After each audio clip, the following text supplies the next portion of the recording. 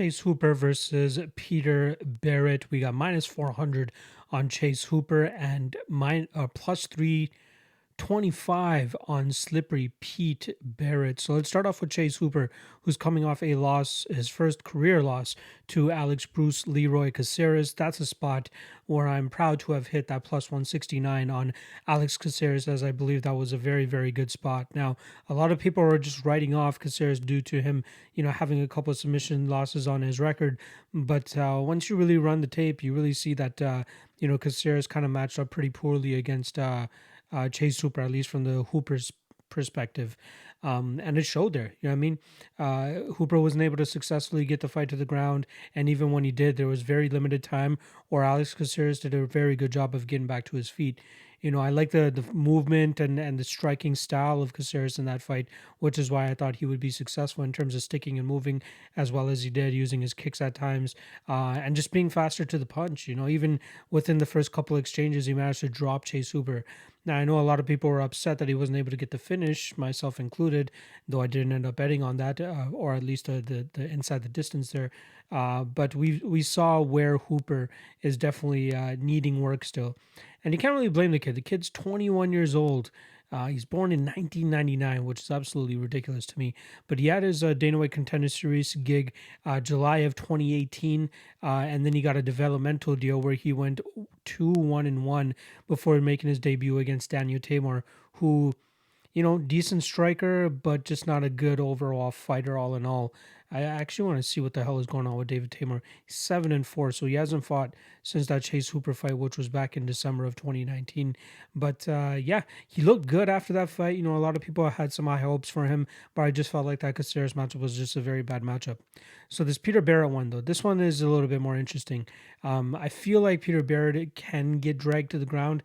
There's nothing that really shows me from Peter Barrett that he has the type of movement and striking of an Alex Caceres, or even the movement and striking of a guy that could, keep fights off the ground. Now, Chase Hooper, ever developing. We've seen him, go over there with Ben Askren, try to learn little bit of wrestling in terms of being able to get the fight down a lot quicker and a lot easier, rather than just hoping to have to go out there, clinch the guy, pull guard, or go for a trip or something like that. He needs to diversify his ability to get fights to the ground. And I think the next thing on his checklist would be able to, start working on those hands, start working on that striking, so that he doesn't have to worry about, kind of diving for takedowns or Hail Marying takedowns. Otherwise, he'd just get completely lit up on the feet. Now, I'd hope for him to go out there and find a solid striking coach. A solid striking coach is even in Peter Barrett's corner, like Mark Delagrati. Other striking coaches that come to mind, was Lance Gibson? No. Chase Gibson? Six Gun Gibson, whatever his name is, down in Albuquerque.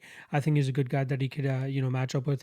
Even a Mark Henry. I wouldn't mind seeing what Chase Hooper could do with a guy like Mark Henry in his corner to kind of exploit, the riches of Chase Hooper's ground game to the best of its ability.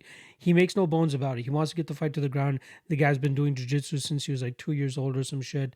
He's doing it for a lifelong amount of time, which is why he has so many rear naked chokes and even just finishes via grappling on his record.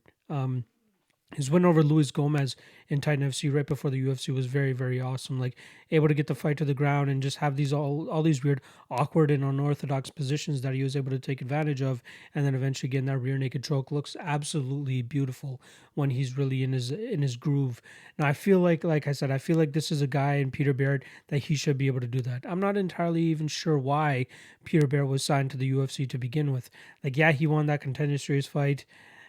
But let's be honest, good that he got a win, and it was a bit of a war too. It was a war of attrition. Who really wanted it the most, and it seemed like it was Peter Barrett. But we've definitely seen much better performances in the cage, and we've seen guys, go for takedowns late, just like Peter Barrett did. Yet they don't get signed because they don't have the killer instinct to keep the fight standing rather than taking the fight to the ground, which is what Peter Barrett did later in the fight too, right? So I don't really understand the reasoning behind bringing Barrett into the UFC. I'm not trying to shit on the guy either. It's just kind of laughable, the hypocrisy when it comes to choosing who gets a contract and who doesn't on the Contender Series. There's a reason he was a plus 375 dog to Yusuf Zalal, and people are still believing that he's going to carry that same type of underdog mentality here against Chase Hooper once again, plus 325, which is an absolutely crazy number. Now, I'm not going to say I'm going out there to bet Chase Hooper. I wouldn't play him at minus 400, nor would I even look to parlay him here. The only thing that I'd be looking at to possibly get some value is to bet him inside the distance or even to bet him via submission. Those lines obviously aren't out yet. I'm recording this on the Tuesday before fight week, so still a bit of time before we get the props for this pay-per-view. But I like Hooper here. I think he's going to be able to get this fight to the ground, whether it's hopping on the back of Barrett or even showing off some of his takedowns that he's learned from possibly spending time with Bob Askren, Ben Askren. But Peter Barrett's takedown defense just does not look the greatest, and that's very, very concerning, especially when he's going up against a kid like Chase Hooper here. Another thing that I want to bring to attention: 6'1", 75.5-inch reach for Chase Hooper, 5'10", 73-inch reach for Peter Barrett. So Chase Hooper is always going to have the advantage here when it comes to the size and range, being a 145er, being as tall as he is, and obviously being as lanky as he is. I'm expecting the kid to eventually go up to lightweight once he starts to put on a little bit more muscle and really starts to kind of fill out as a kid. Like, he's still 21. The kid's still growing. He has a lot of growing and maturing and still to do, and his muscles and all those physical aspects of it are slowly panning themselves out in his body. So maybe when he hits 23, 24 years old, we see him go up in weight, kind of how we saw, I believe, Jake Matthews used to fight at lightweight.